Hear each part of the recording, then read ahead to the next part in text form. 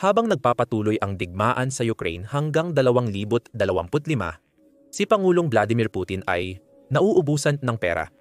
Ang inaasahang mabilisang pananakop ay nauwi sa isang pinansyal na bangungot na tinatayang gumastos ang Russia ng 250 hanggang 300 bilyon pagsapit pa lang ng Pebrero 2025.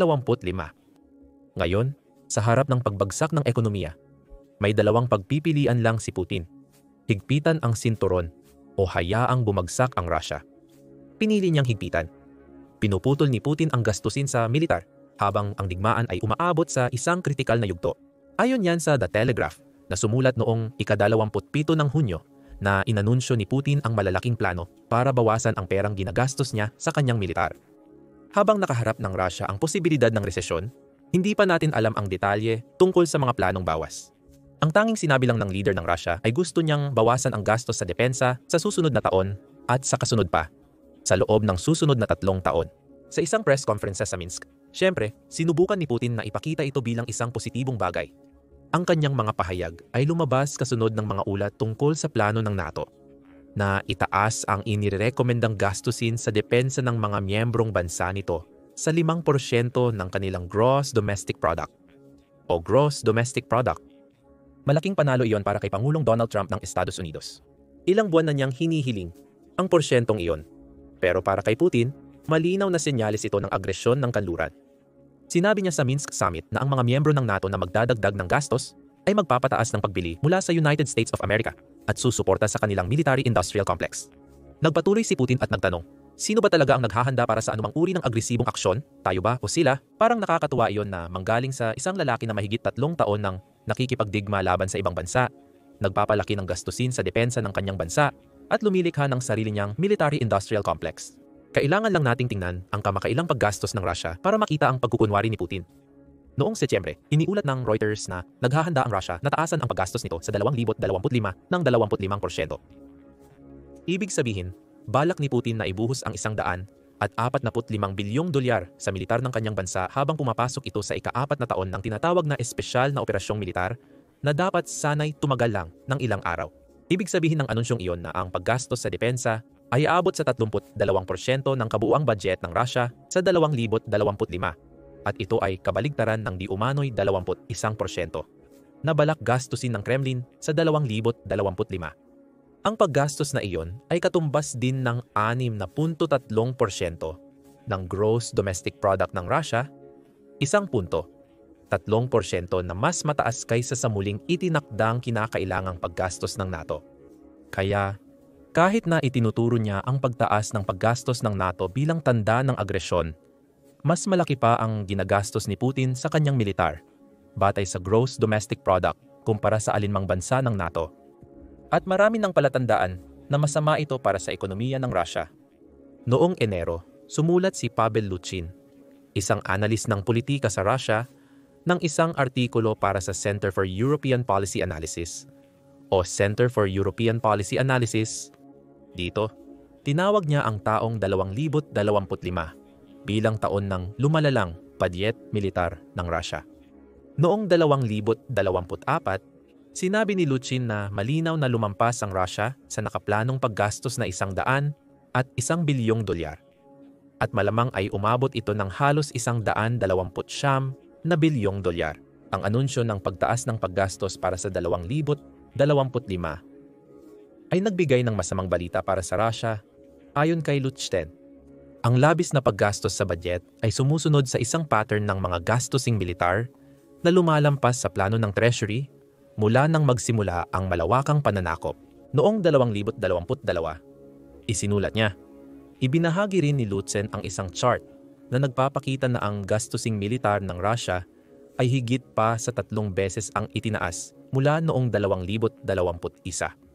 Ang nakikita natin dito ay ang mga epekto ng isang leader na hindi matanggap na nabigo ang kanyang pananakop.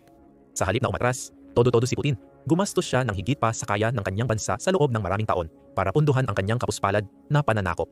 Maaring subukan ni Putin na sabihin na ang pagbawas ng Russia sa gastusin sa militar habang tumataas ang paggastos ng mga miyembro ng NATO ay tanda ng agresyon ng kanluran.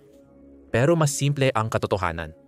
Napipilitan ng Russia na magbawas ng gastos sa militar dahil nauubusan na ng pera si Putin.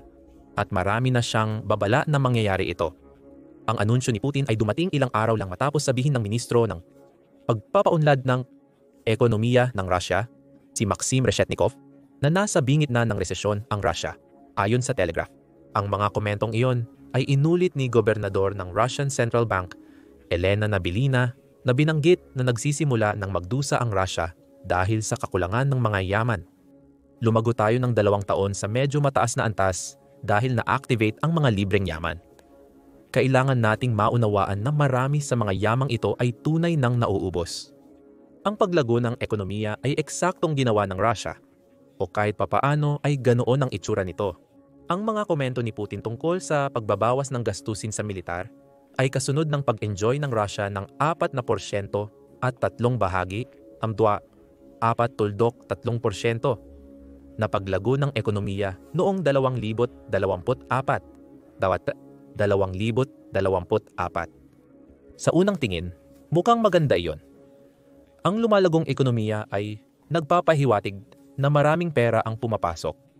Gayunpaman, malayo ang realidad dito at ito ang realidad na kinakaharap ni Putin ngayon. Ang sinasabing lumalagong ekonomiya ng Russia ay nagtatago ng napakaraming problema na nagpapahirap sa bansa. Ang pagbawas ni Putin sa gastusin ng militar ng Russia ay parang band-aid lang na tinatakpan ang isang malalim na sugat sa pananalapi. Ang totoo, ang ekonomiya ng Russia ay tuluyang bumagsak at nawalan ng kontrol. Ang mga pagbabawas ni Putin ay hindi nangangahulugan na siya ay nagiging hindi na agresibo. Sa halip, palatandaan ito na sobrang nasira niya ang ekonomiya ng Russia dahil sa kanyang digmaan, kaya hindi na niya kayang gumastos tulad ng dati. Inamin lang ng leader ng Russia ang isang bagay na ayaw niyang malaman ng buong mundo. Ang kanyang bansa ay nasa matinding kagipitan sa ekonomiya. At ang pagsalakay ni Putin ang naging sanhi ng lahat ng ito. Gaano nga ba kalala ang sitwasyon sa Russia? Magsisimula tayo sa magkaugnay ng mga issue ng inflasyon at interest rates. Ayon sa Telegraph, ang 4% at 3 bahagi, 4.3% na paglago ng ekonomiya ng Russia noong 2024 ay pansamantalang natakpan. Ang katotohanan, ang paglago ay may mabigat na kapalit para sa mga mamamayang Ruso. Matagal ng problema sa bansa ang matinding inflasyon, pati na rin ang mataas na interest rates. Ang huli ay umabot sa nakakagulat na 21%. Noong Oktubre 2024, ang base rate ay ibinaba sa 20%. 20% noong Hunyo habang bahagyang lumuwag ang pressure sa ekonomiya ng Rusya. Ang British Broadcasting Corporation ay nagbigay pa ng mas detalyadong paliwanag na binanggit na ang 4.3% paglago ng Rusya ay mas maganda kung ikukumpara sa United States at United Kingdom na nakamit ang 2.8% at 1.1% ayon sa pagkakasunod sa parehong taon.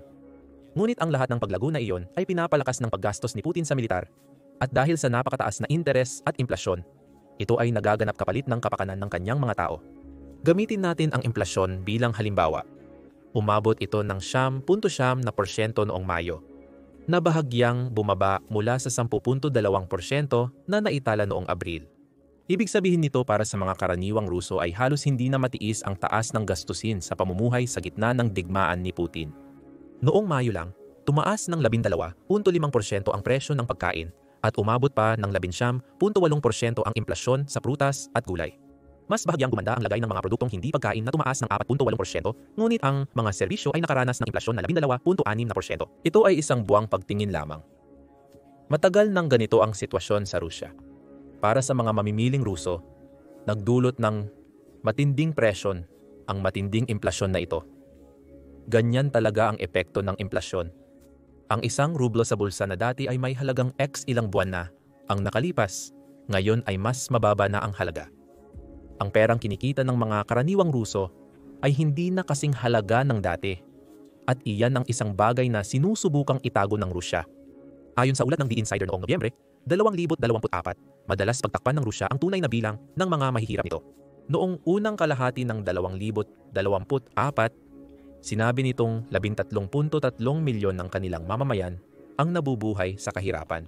Gayunpaman, ayon sa The Insider, ang totoong bilang ay malamang na nasa pagitan ng 14.6 hanggang 18 milyon pagsapit ng katapusan ng 2023. Ayon sa The Insider, marami sa mga taong sinasabi ng Russia na hindi mahirap ay nahihirapan pa ring makabili ng mga pangunahing pangangailangan tulad ng pagkain at damit. Mahigit 1 taon na mula nang gawin ng The Insider ang mga pahayag na iyon. At lalo lamang lumala ang sitwasyon. Mataas pa rin ang inflasyon at ang mga pasanin na nararanasan ng mga karaniwang Ruso ay halos hindi na makayanan. Lahat ng ito ay dahil sa pananakop ni Putin. Balik tayo sa interest rates ng Russia, may kaunting magandang balita para kay Putin dahil nagpasya ang central bank ng bansa na ibaba ang base rate sa 20%. Pero kahit iyon, halos hindi makakaapekto. Ayon iyan kay Center for European Policy Analysis Senior Fellow Alexander Kolyanda, na nagsabi sa central banking noong ika-9 ng Hunyo na hindi dapat umasa ang mga Ruso na may malaking magbabago dahil sa pagbaba ng rate na iyon. Hindi ito ang simula ng isang easing cycle, sabi ni Kolyanda. Isang beses lang itong adjustment na sumasalamin sa katotohanan ang inflation ay naabot ang pinakamataas noong katapusan ng Abril o unang bahagi ng Mayo. Ang meron tayo dito ay isang bansa na bumabagsak dahil sa bigat ng ekonomiya dulot ng digmaan ni Putin. At hindi lang ang gastusin ng militar ng Russia ang nagdudulot ng mga problemang ito. Malaki rin ang naging ambag ng mga parusang ipinataw ng kanluran sa ganitong matinding kalagayang pang-ekonomiya. Mula nang salakayin ni Putin ang Ukraine, ang mga bansa sa kanluran, kasama ang mga bansa tulad ng Japan at Australia, ay nagpatupad ng 21,672 na mga parusa laban sa Russia, ayon kay Castelumay. Sa kabuuan, ang Russia ay nahihirapan sa bigat ng 24,311 mga parusa, na higit 4 na beses sa dami ng mga parusang kinaharap ng Iran at higit 5 beses naman kaysa sa mga kinaharap ng Syria. Ayon sa Telegraph, naging susi ang mga parusang iyon sa mga problema ng Russia sa inflasyon dahil labis nitong pinataas ang gastos ng Russia sa pag-aangkat. Kagiliw-giliw, hindi nagawang iwasan ng Russia ang mga parusang ito gaya ng inaasahan nila.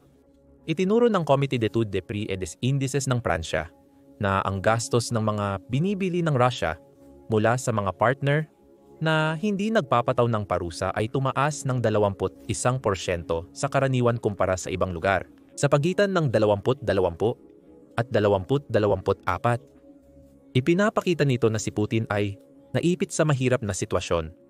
Sa isang banda, kailangan niyang gumastos ng mas malaki kaysa dati para makabili ng mga produkto mula sa mga bansang nagpatupad ng parusa laban sa Russia. Sa kabilang banda, ang mga bansang walang ipinapatupad na parusa, sinusulit nila ang pagkakataon na wala ng ibang mapagpipilian ang Russia at tinaasan nila ang kanilang mga presyo ayon dito. Walang mas malinaw pa dito kundi sa mga estratehikong produkto na makikita sa larangan ng digmaan sa Ukraine, sabi ni Sepi, na nagdudulot ng gastos sa Russia. 122% ang itinaas ng gastos ng Russia para bumili mula sa mga partner na hindi nagpatupad ng parusa pagsapit ng kalagitnaan ng 2024 kumpara noong 2020. Ayon sa Jamestown Foundation, hanggang ngayon, nagawa ni Putin na gamitin ang kanyang pananakop sa Ukraine bilang parehong dahilan at panlilihis ng isyu palayo mula sa lumalalang kalagayan ng ekonomiya ng Rusya. Hindi iyon magtatagal magpakailanman. Sabi nila, humaharap ang Rusya sa papaliit na mga opsyon para sa pangmatagalang pag-unlad. Sa anumang kasunduang pangkapayapaan na mapagkakasunduan kasama ang Ukraine, malalantad ang maling pamamahala ng Kremlin sa pondo ng Rusya sa napakalaking antas. Ipinapakita nito sa atin kung ano talaga ang nakikita natin sa mga pagbawas ni Putin sa gastusin ng militar. Ang leader ng Rusya ay isang desperadong tao. Alam niya na ang kanyang pananakop ay nagdala sa kanyang bansa sa ekonomikong paghina. Kahit ano pa ang ipakita ng mga datos ng paglago ng Rusya sa 2024, ang mataas na inflasyon, kasabay ng mataas na interest rates, ay matinding tinatamaan ang kanyang mga tao. Ang pagdagdag ng bigat ng mga parusa ng kanluran sa sitwasyon ay lalong nagpapataas ng presyon kung saan ang Rusya ay sama-samang bumibigay. Mukhang nagsisimula ng magmukhang may paparating na pagbagsak ng ekonomiya sa hinaharap ng Rusya. At lalo pa itong lumalala, mas malala pa. Ang anunsyo ni Putin ay dumating din sa panahon na kinakaharap ng Rusya ang matinding kakulangan sa manggagawa, ayon sa ulat ng RBC Ukraine tungkol sa desisyon na bawasan ang gastusin ng militar ng Rusya. Sinasabi nito na naniniwala ang mas mataas na paaralan ng ekonomiya ng Moscow na ganoon nga ang kakulangan sa manggagawa na ito ay napakalaki na umabot ito sa 2.6 na milyong tao pagsapit ng katapusan ng 2024.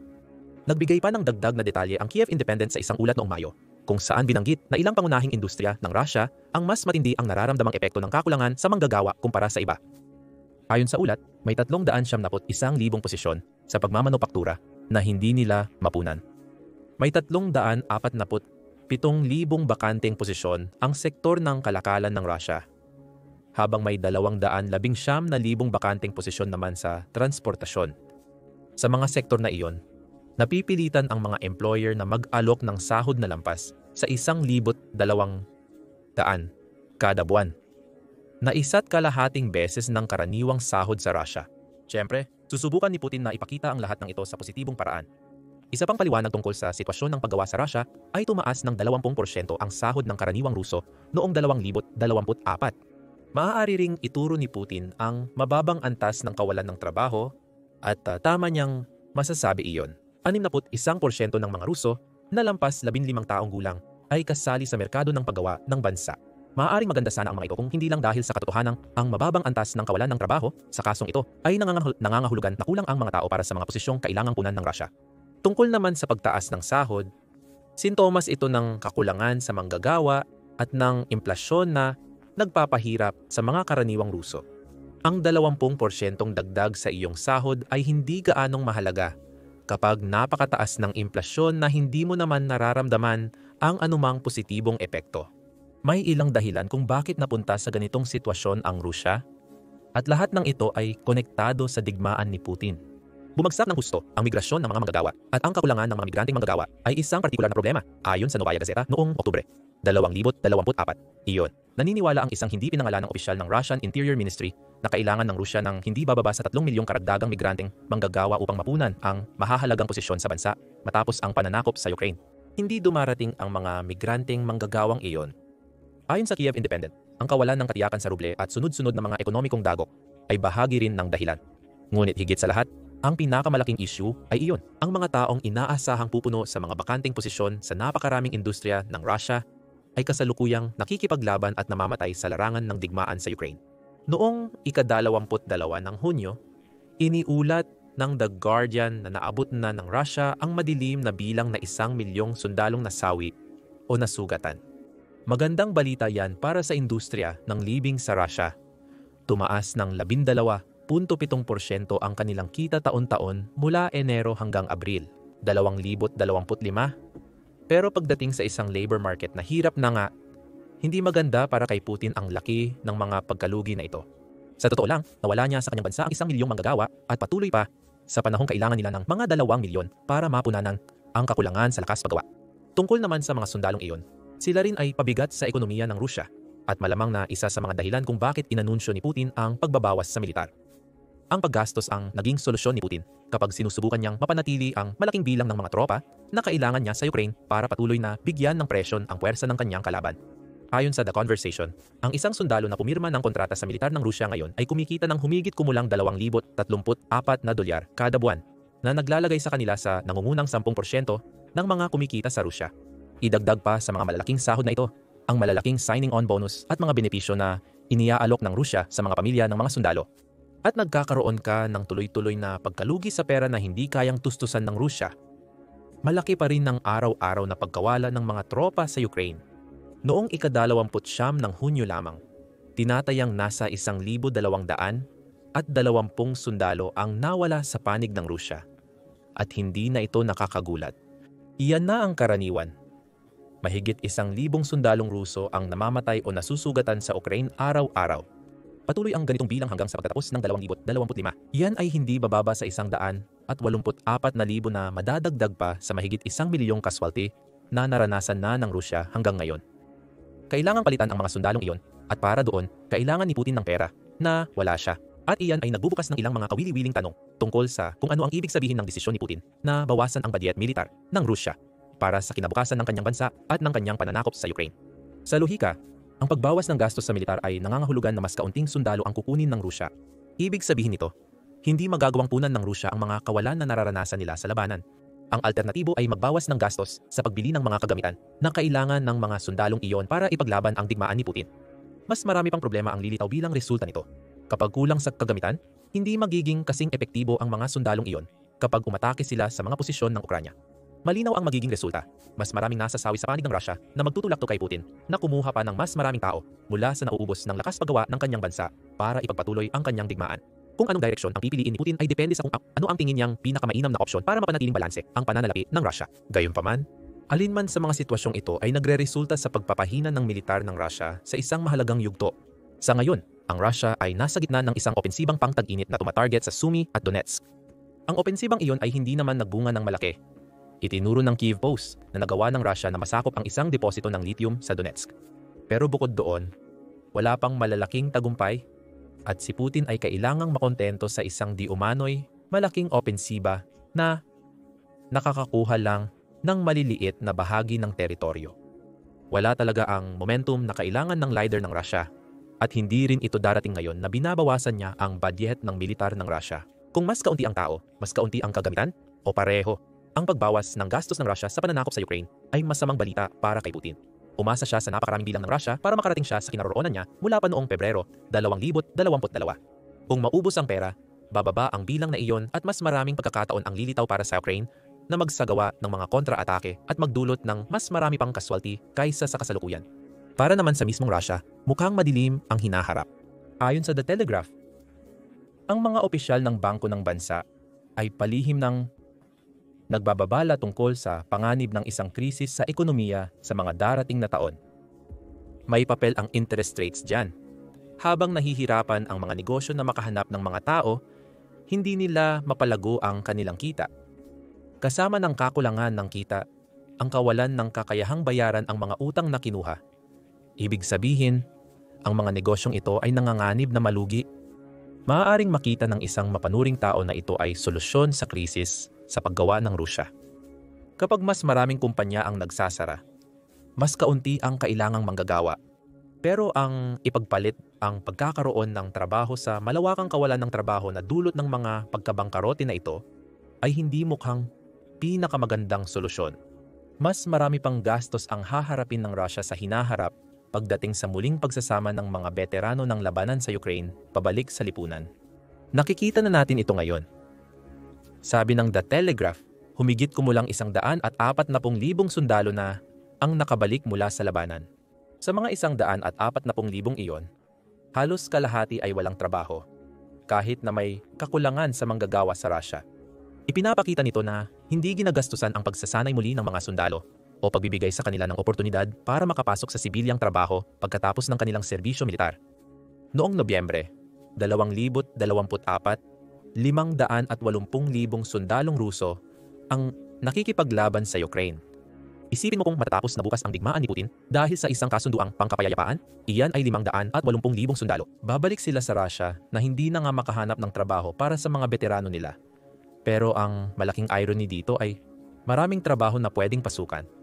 Pero, gaya ng madalas mangyari sa digmaan sa Ukraine, ang pagbago ni Putin sa kanyang bansa bilang isang military-industrial complex ay bumabalik sa kanya bilang problema. Hindi angkop para sa mga sundalong umuuwi ang mga trabahong available. Ibig sabihin, kailangan pang gumastos ng mas malaki ng Russia para matulungan ang mga tropang iyon na umusad o kaya'y pabayaan silang magdusa sa loob ng isang sirang ekonomiya. Si Putin, sa pinakamababa, ay mukhang hindi apektado kapag inihahayag niya ang pagbabawas sa gastusin ng militar. Nagbiro siya tungkol sa pagpatay sa ekonomiya ng Russia, gaya ng sinabi ng isang kilalang manunulat, ang mga balita tungkol sa aking pagkamatay ay labis na pinalalaki. Pero totoo nga ba iyon? Wala sa mga palatandaan para sa kinabukasan ng ekonomiya ng Russia ang mukhang maganda. At malamang na hindi sapat ang maliit na bawas sa gastusin ng militar para magbigay ng solusyon. At lalo pa itong lalala mula rito. Habang nahihirapan ang Russia dahil sa bigat ng mga suliraning pang-ekonomiya, binabanatan ito ng Ukraine gamit ang mga drone sa mismong teritoryo nito, na nagdulot ng higit $10 bilyong na gastos sa bansa. Alamin pa ang iba sa aming video at huwag kalimutang mag-subscribe sa The Military Show kung gusto mo pa ng mga video commentary tungkol sa sitwasyong nilikha ni Putin para sa kanyang bansa dahil sa kanyang pananakop sa Ukraine. At maraming salamat, gaya ng dati, sa panunood.